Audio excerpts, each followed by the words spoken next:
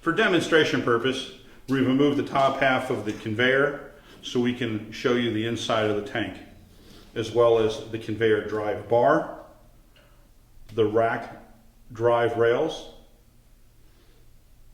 the new dual float system for the EST 44 and 66-inch conveyor, and the internal workings and operation of the machine. First, what we're going to start with is the new EST 44 and 66-inch dual float system.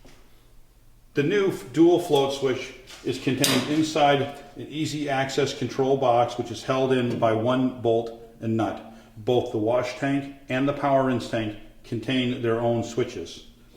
So I will remove the cover for the switch.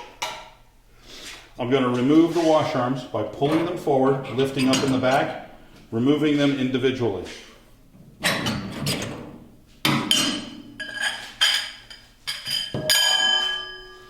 Removing both of the scrap trays, allowing for better viewing of both the float switch and the tank itself. Here you'll see the new dual float switch for CMA. It is a dual float system. The bottom float will ensure that the wash tank heater has been covered with water before it's allowed to activate and come on. The water level is then controlled by the top float switch, and when the float is completely raised, the wash tank is completely full of water.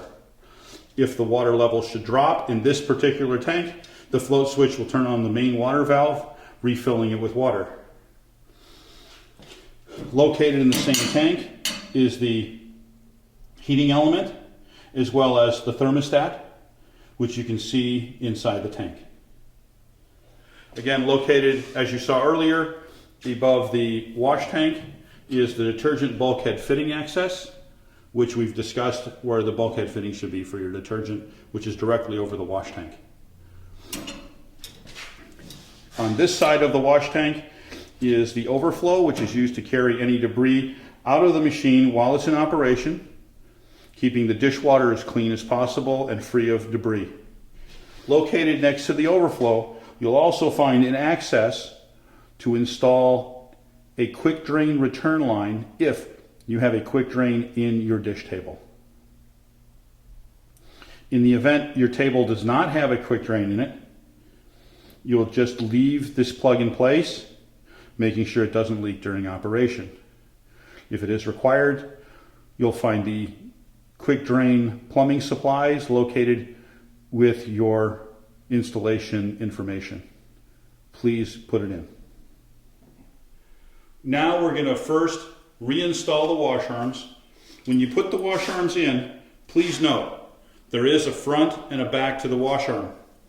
On the back end, you will find a larger guide than in the front. What you're going to do is simply put it in the front, pull it forward,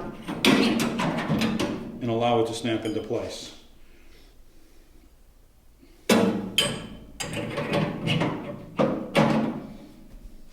Now we're going to make the final adjustments for the dish racks so they travel evenly and level through the dish machine. First, there are three things to be aware of. Each rail, front and rear, can be adjusted, as well as the conveyor drive arm, which holds the conveyor drive dogs. So you want to align the dish rack into the machine, and you can make the adjustments on either side by loosening up inside and outside on the front and rear, and make your up and down adjustments to make sure it's level. You want to make sure they ride smoothly through the machine. If the conveyor dogs are not grasping or dragging the rack properly through the machine, there is one more adjustment you can make. On either side of the drive slide rail bar, you have a small adjustment which can be made to either raise or lower the drive bar. Slide the rack in. Observe how the dog grabs each rack. If you need to raise or lower the rack, make your adjustments appropriately. Sliding the rack in, the dog will grab the rack and start pushing it through the machine. The first activation lever is for your machine start. The dishwasher will start, and the conveyor drive will start bringing the rack through the machine. Once the rack has traveled through the machine, through the wash tank, it'll come to the power rinse tank. As the final rinse switch is activated, triggering the final rinse curtain of the machine, observe the rack exiting the dishwasher. Make the final adjustments on this end of the tray track as necessary, as you did at the beginning of the machine, so the rack leaves the dishwasher level and even with the dish table. The power rinse tank also contains a float switch, which controls the level of the water in this tank. We'll remove the basket and the arm for better viewing. The arm is removed just like the wash tank arms. It does have the same pins at the front and the rear, so you know that you have it installed in the proper direction. And the float switch is now revealed, as well as the heating element. This tank is slightly deeper than the wash tank because the water flows in this direction.